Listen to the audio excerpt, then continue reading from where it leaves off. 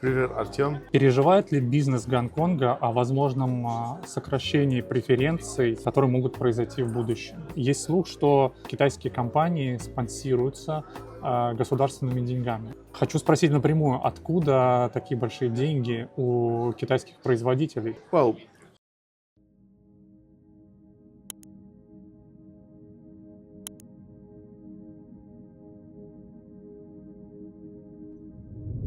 Приветствую зрителей подкаста «Шкурный Интерес». Это специальный выпуск на выставке в Гонконге. Меня зовут Артем Сотников, и сегодня у нас в гостях меховой брокер и директор Гонконгской меховой федерации мистер Энтони Эш.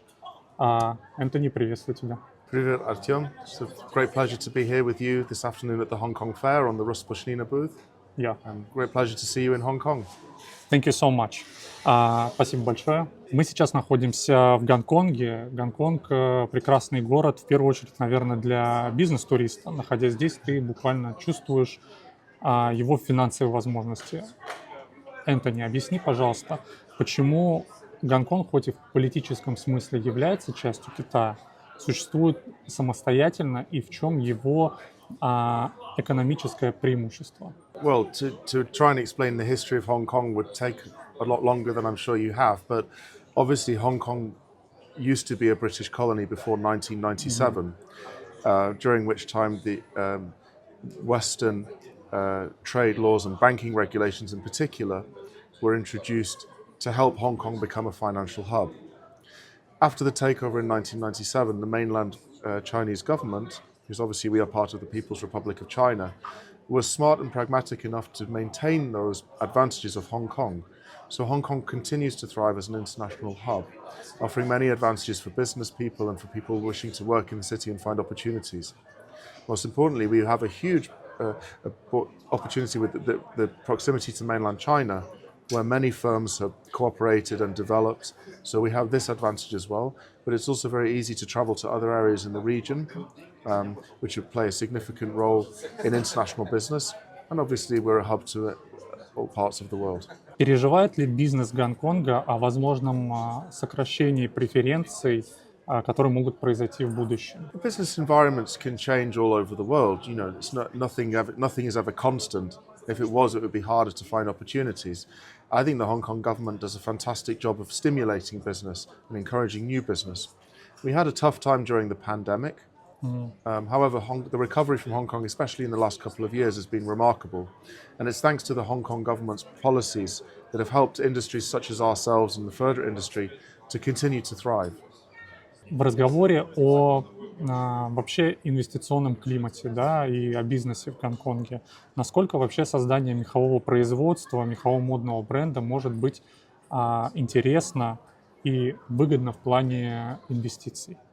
Well, first of all, the tax rate in Hong Kong is low for businesses, which encourages trading and sales. This is very positive. We have a multicultural, cosmopolitan society, so any market can be reached via Hong Kong. And the Hong Kong government, the Trade Development Council, have very strong connections to other parts of the world. We host many international events, such as the Hong Kong Fur Fair, but also, as you will have seen, APLF, which is the leather show. We also are a centre for fashion, high fashion. So yes, I think Hong Kong has proved itself to be a great hub for any fashion company, whether it be in the fur business or otherwise. Энтони, для многих, в том числе для меня, ты известен, наверное, в первую очередь как меховой брокер. Большой специалист по работе с мехом, и хотелось бы узнать в этой связи, как ты начал свой путь, как ты попал в меховой бизнес, и как в конечном итоге ты попал в Гонконг. Yeah, well, I graduated from university in Oxford in England 20 plus years ago, when I was much younger than I am now. Вау. And I didn't know what I really wanted to do as a career, but I always liked the idea of international business. А какая это была специальность? At university, I studied French and Arabic. I've always had a passion for languages, and I speak a few languages. That I was interested in that at university, and I wanted to find a career that would encourage that. I was very privileged to meet everyone at Hurwitz, Stephen Hurwitz and his team, who made a great impression on me and supported me very well. And at the time, they were looking for a young man, or say to potentially move to Hong Kong, or at least temporarily at first, to learn Chinese and to assist with the Chinese business, because at that time the China market had already continued to be developing extremely strong. And I first came to Hong Kong in June 2004. Так рано. Yeah, So early. yeah, very early. I did have a stint working in Europe for another 6 months or so. I did a couple of periods, but I decided to settle in Hong Kong, and it's been a fantastic decision, both from a career perspective, but also from a personal perspective. Hong Kong is a very inspiring place to live. I'm sure you see it yourself. We have everyone is very friendly. We have representatives from all over the world. I like being multicultural. I like learning about other countries and other peoples, and it's a fantastic place to live. То есть можно предположить, что начало твоей карьеры, собственно, и совпало с работой в Гонконге. Или ты начал работать, возможно, сначала в Великобритании, а потом только переместился в Гонконг? Well, I was employed by a company, Hurwitz Exports, who've been going to Russia for the Sables auctions for many years, as you know, and they had a franchise office in Hong Kong, Bleistein. So I was employed by Hurwitz to work in their sister office, or their daughter office, let's say, in Hong Kong. And I found it easier there to develop the business there, especially with mainland China. So we started to encourage more and more customers to come to the auctions or to buy goods with us in Hong Kong. And I found it much more stimulating. I suppose I thought I was more useful to the company in Hong Kong than I would have been in the UK. Well, Stephen Hurwitz encouraged me to come to Hong Kong, and I owe him a great deal.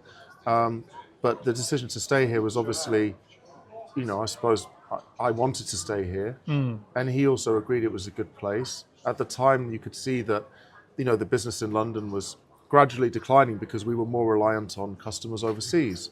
So it made more sense to be closer proximity to those markets because it's easy to access, it's easy to interact with. It just made more sense all around, I think. And as I say, personally, I was very happy with it. Раз уж мы заговорили о Бланштайн, вообще компания удивительный пример для рынка, занимается не только эксклюзивным мехом, но и сельхозпродукцией, настоящий амбассадор натурального бизнеса. Как это вообще возможно, обладать таким количеством компетенций в одной фирме? Well, everything in business is about your connections and your relationships. It's you can't do everything yourself. You need people to help you. With the contacts that we'd made predominantly in the fur trade, we were introduced to other avenues and other partners in other aspects, so we decided to develop those. But they probably happened quite naturally and progressively. Yes, we wanted to diversify, but you can't just take too much risk. You have to, and you feel comfortable working with people whom you already know and you already have a rapport and trust with. So we developed along those lines, and then they grew from there. Говоря о выставке, в рамках которой мы сейчас записываем этот подкаст, можно сказать, что мы видим планомерный рост, начиная с времен пандемии. Участников все больше и больше, мы видим больше интереса к натуральному меху прямо сейчас. И вообще решение о том, чтобы совместить две выставки, я сейчас напомню нашим зрителям, кто не знает, эта выставка также совмещена и с выставкой кожи, которая находится ниже в этом здании. Кому принадлежит эта идея, как вообще к ней пришли, и видите ли вы преимущество совмещения таких смежных отраслей? The best thing about the Hong Kong Federation and its directors, with our superb chairman William Sun, the current chairman, we're very lucky because we always think after each fair, how can we do better? How can we progress? What's the market situation going to be? And we always try new things where we can to improve. Hong Kong as a society and as a country struggled during the pandemic. And what do I mean by that with relation to our industry? For our industry, we rely on face-to-face interactions. The pandemic took that away. We had online with Zoom and online auctions, and that was good, and it was a good substitute, but it never substitutes for face-to-face handshake and like we're doing, like you and I are doing now. When we came out of the pandemic, because it was a very sudden closure in 2020, at the end of 2022, all of a sudden we had our fair again, but international travel had totally changed. So we had been planning for a fair under COVID conditions, right? Maybe an online fair. which again is what you have to do. We're resourceful, but it's not a substitute for the real thing. Since then, we've gradually tried to tweak the fair because we used to have a huge international audience. And since the pandemic, it had gone down a lot. Also the market situation as well, but the pandemic was the major factor. I think this year we decided, the board of directors made a great decision to partner with APLF. And please remember, our fair now is in March, but we were planning this fair last March, a year ago.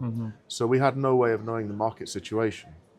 As it's transpired, the decision to sell with APLF has been fantastic. We've attracted traffic from their show. They've also attracted traffic from our show. To sell together makes a lot of sense. There's a lot of synergy between the industries. APLF has been extremely hospitable and kind with our association, which we greatly appreciate. But more to the point, the market's also boomed as well in the last 2 months. And there is no substitute for a great fair than a great market. You know, that's the biggest single reason why the atmosphere, as you can tell, is very positive here. A lot of people are coming. And yes, if the market had been weaker, we would still have had more people than last year, and the show would have been fine. But with a better market, it just transforms the whole mood. Мы понимаем, что даты всех основных выставок в мире, они разнесены, да, и по большому счету не пересекаются. Но все же, кого выставка в Гонконге видит своим главным, можно сказать, конкурентом? Или, наверное, уместно это скорее разделить по регионам?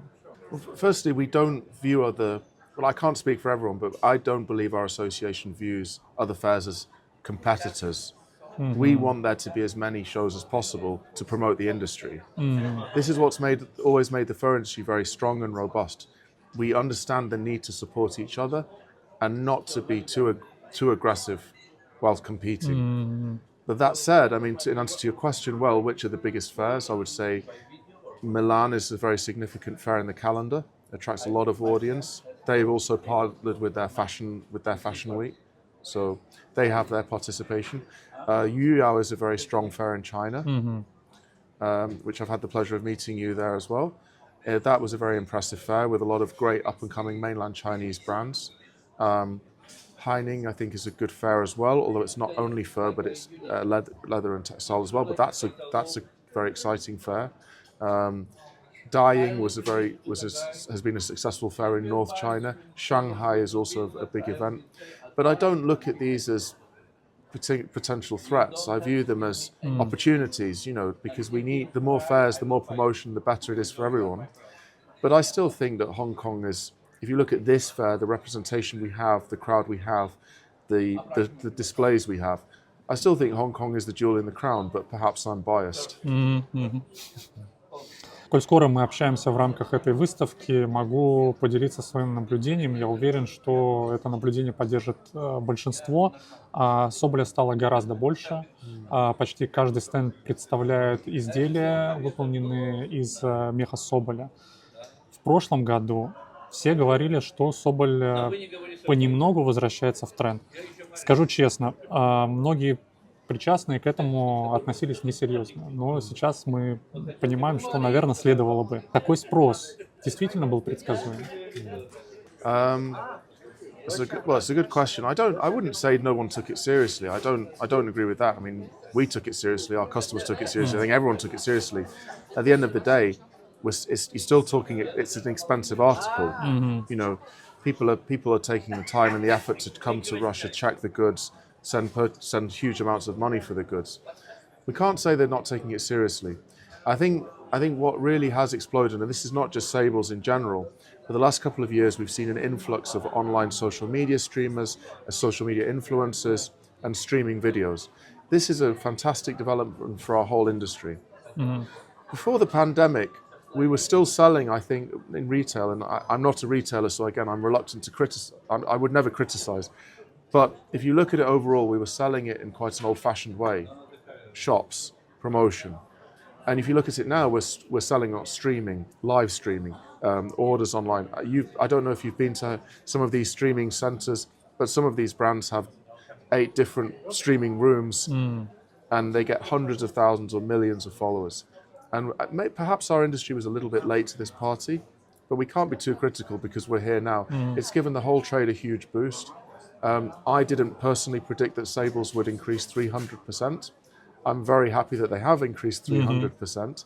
I didn't predict it, perhaps someone else did, but I would imagine most people probably did not. Мне кажется, мы сейчас подошли к ответу на вопрос, но мне кажется важным его проговорить, чтобы ты его проверг или, может быть, дал нам что-то дополнительное для размышлений.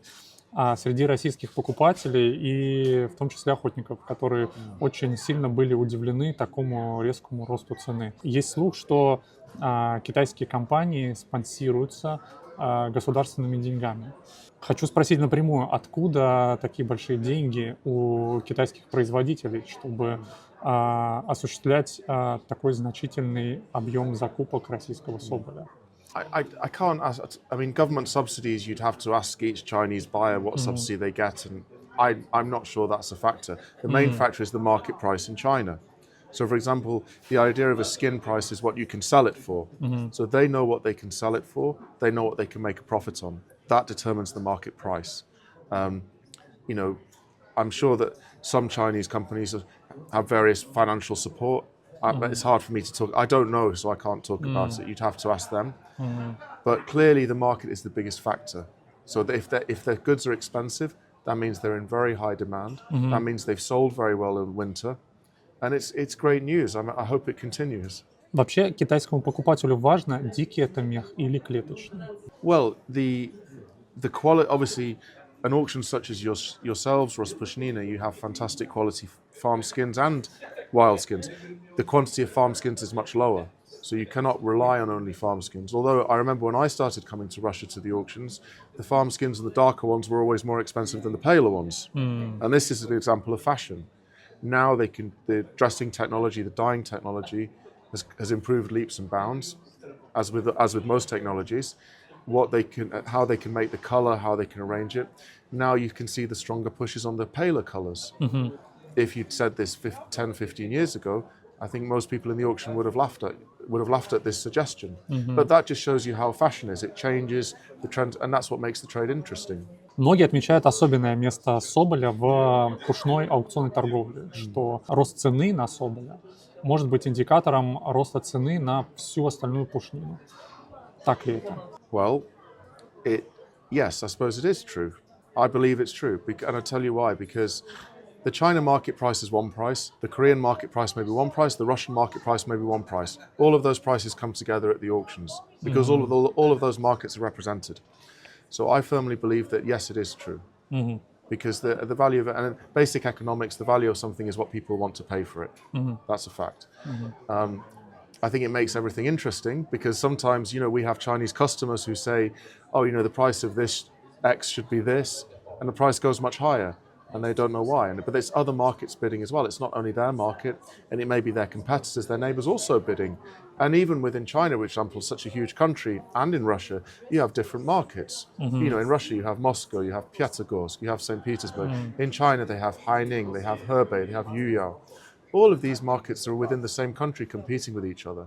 And I think the market price is the end reflection of that. Коль скоро мы заговорили о цене на соболя, понятное дело, она формируется в реальное время, прямо в зале во время аукциона. Торги в зале – это вообще особенный процесс, в котором участвуют две стороны. Есть аукционист, есть меховой брокер. И мероприятие, по сути, абсолютно уникальное. Мы понимаем, что брокер имеет определенные лимиты, выше которых он, наверное, не может идти.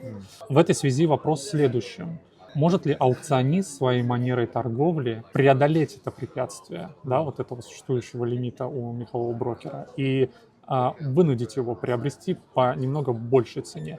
Или аукционист это может сделать только если рядом с этим брокером в зале находится его покупатель? Well, I do know someone. I'm looking at him. I think you're an excellent auctioneer, and I hope when we go back to live auctions, I'm sure you'll continue to flourish. But to the point, the auction says that the broker wants to keep the price low, and some people say the auctioneer wants to get the highest price. And both of these things are true. Both of these things are true.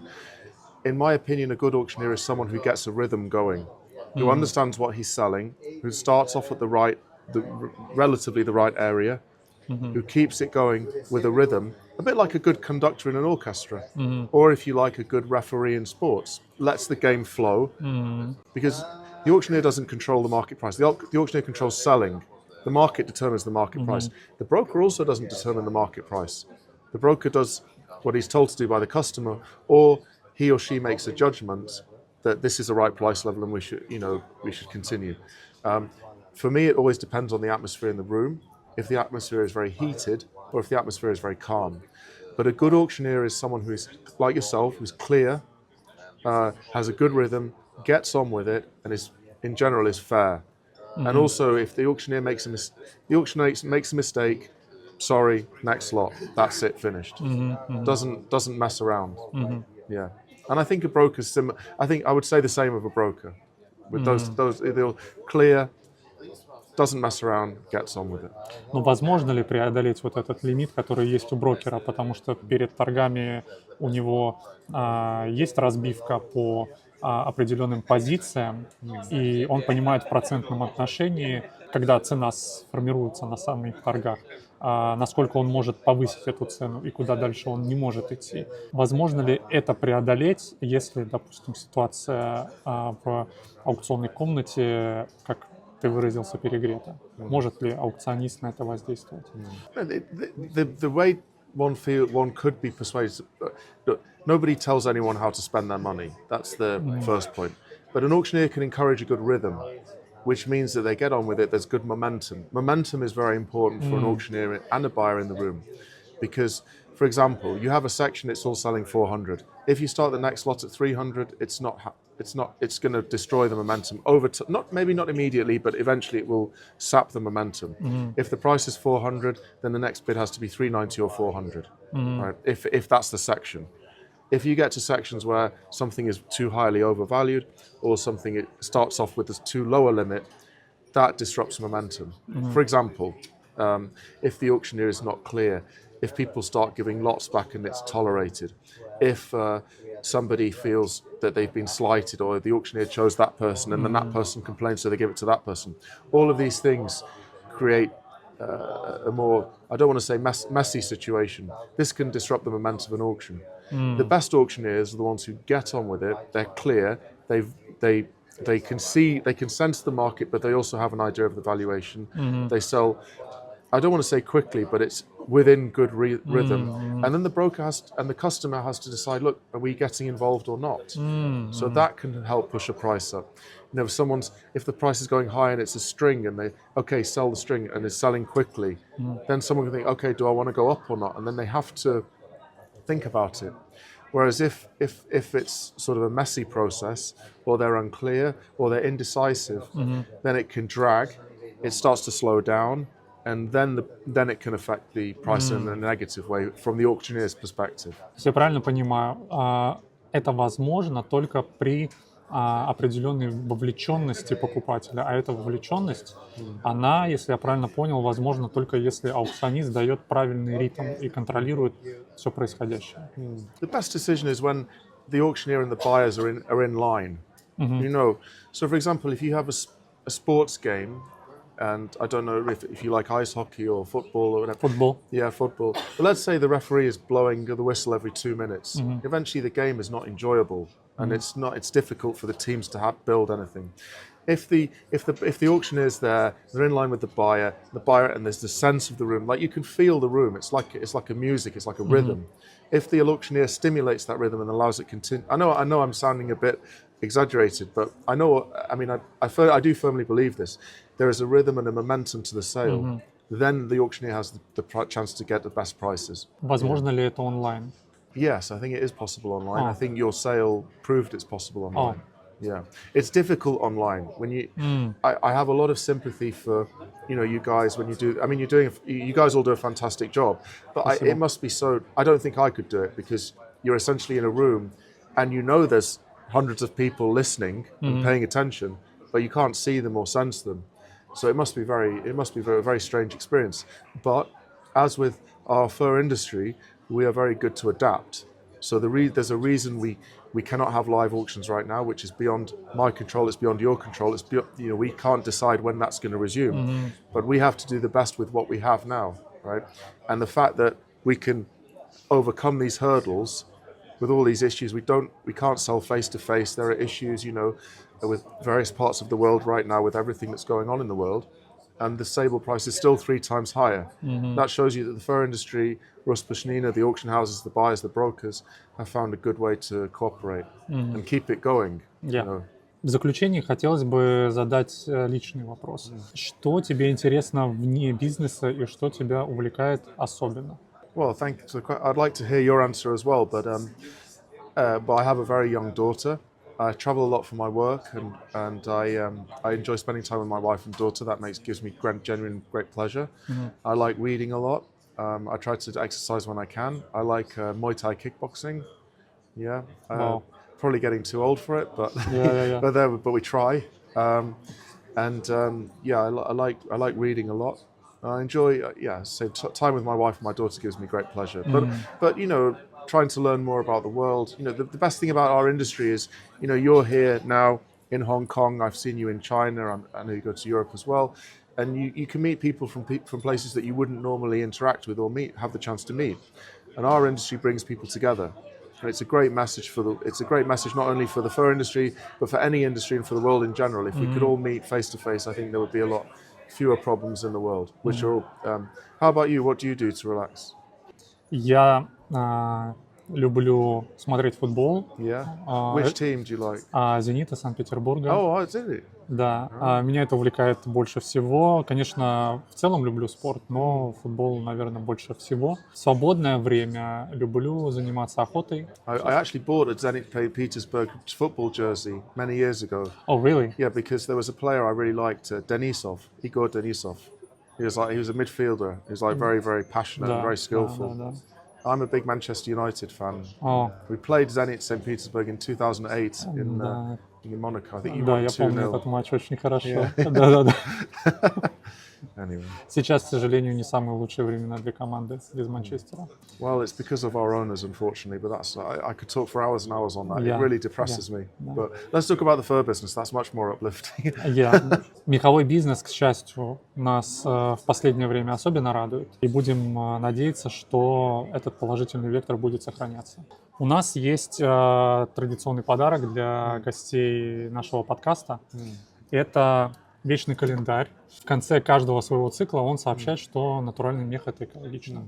Thank you. That's very kind. And you know, our companies worked with Russia for many years. We have a deep appreciation for the culture and the people there. And I hope we can go back to live auctions very, very soon. Да. It's not in our control, but we do what we can. But congratulations to you for a fantastic sale, to your own personal success as an auctioneer, and all the best to everyone at RUSPUSHNINA and also in the Russian market in general. Thank you. Спасибо. У нас также есть подарок, но уже для Гонконгской федерации. Это соболь альбинос. Он приносит удачу. Вот, Thank прошу. you. That's beautiful. Thank you so much. Пожалуйста. I shall present this to our chairman, Mr. Williamson, and I'm sure he will convey his deepest thanks and appreciation to you. Да, конечно. Я хочу поблагодарить тебя за разговор, за это очень важное экспертное мнение, и буду рад увидеться также на следующих выставках. Спасибо большое за разговор. Thank you. It's a pleasure chatting with you, and I wish you and RUSPUSHNINA every success, and I hope you've enjoyed your time at the Hong Kong Fair. Спасибо большое.